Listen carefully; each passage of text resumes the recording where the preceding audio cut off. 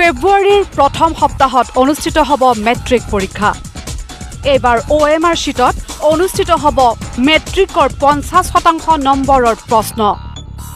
মুঠ 4টা বিষয়ৰ থাকিব OMR শীট: সাধাৰণ গণিত, সাধাৰণ বিজ্ঞান, ইংৰাজী আৰু সমাজ বিজ্ঞান। প্ৰতিযোগিতামূলক পৰীক্ষাৰ বাবে শিক্ষাৰ্থীসকলক সাজু কৰাৰ উদ্দেশ্যেৰে সেবাই এইবাৰ মেট্ৰিক পৰীক্ষাৰ 4টা বিষয় OMR শীটত অনুষ্ঠিত কৰাৰ সিদ্ধান্ত লৈছে। যেহেতু OMR শীটত অবজেক্টিভ টাইপ কুৱেশ্যনৰ ওপৰত UPSC-লৈকে পৰীক্ষা হয়, গতিকে আমি ছাত্ৰ ছাত্ৰীসকলক সৰুৰ পৰাই ট্ৰেইন কৰিব বিচাৰোঁ আৰু সেইকাৰণে সেবাই 50% সকলো বিষয়ত নহয় 4টা বিষয়ত ইংৰাজী, সাধাৰণ বিজ্ঞান, সাধাৰণ গণিত আৰু ছ'চিয়েল ছায়েন্স এই 4টা বিষয়ত 50 নম্বৰ তেওঁলোকে OMR শীটত পৰীক্ষা পাতিব। 50 নম্বৰ সেইটো ছাবজেক্টিভ টাইপ কুৱেশ্যন থাকে। ইফালে সেবাৰ এই পদক্ষেপক আদৰণি জনাইছে শিক্ষক সমাজে। একাংশ শিক্ষকে জনোৱা মতে ছাত্ৰ ছাত্ৰীয়ে OMR শীটক লৈ ভয় খাবলগীয়া একো নাই, কাৰণ গুণোৎসৱৰ জৰিয়তে এই প্ৰক্ৰিয়াৰ সৈতে পৰিচয় হৈছে ছাত্ৰ ছাত্ৰীসকলৰ।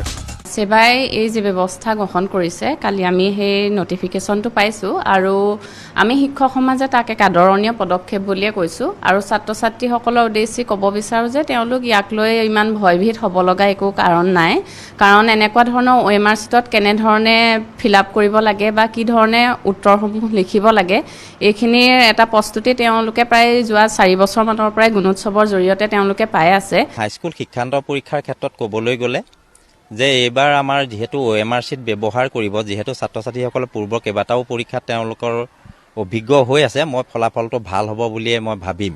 এটা আদৰণীয় পদক্ষেপ লৈছে, কাৰণ ভৱিষ্যতে তেওঁলোক ডাঙৰ হৈ এনেও তেওঁলোকে কম্পিটিটিভ এক্সামবিলাকত অৱতীৰ্ণ হ'বই লাগিব যিহেতু, গতিকে তেওঁলোকে সৰু অৱস্থাৰ প্ৰতিহে যেতিয়াই OMR শীটত এনেকুৱা ফিল কৰিবলৈ শিকে তেওঁলোক তেতিয়া হয়তো নাৰ্ভাছ নহয়গৈ।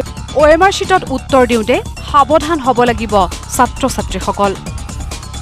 OMR শীটত ডাৰ্কেনিং কৰিব, অকণমান তেওঁলোকৰ সেই ক্ষেত্ৰত ডাৰ্কেনিং কৰোঁতে তেওঁলোকৰ যিটো সচেতনতা সেইটো অকণমান বেছিকৈ লাগিব, কিন্তু তাৰমানে শুদ্ধ উত্তৰটো যাতে শুদ্ধ অপশ্যনটো যাতে ডাৰ্কেন কৰে। Bureau report, news live.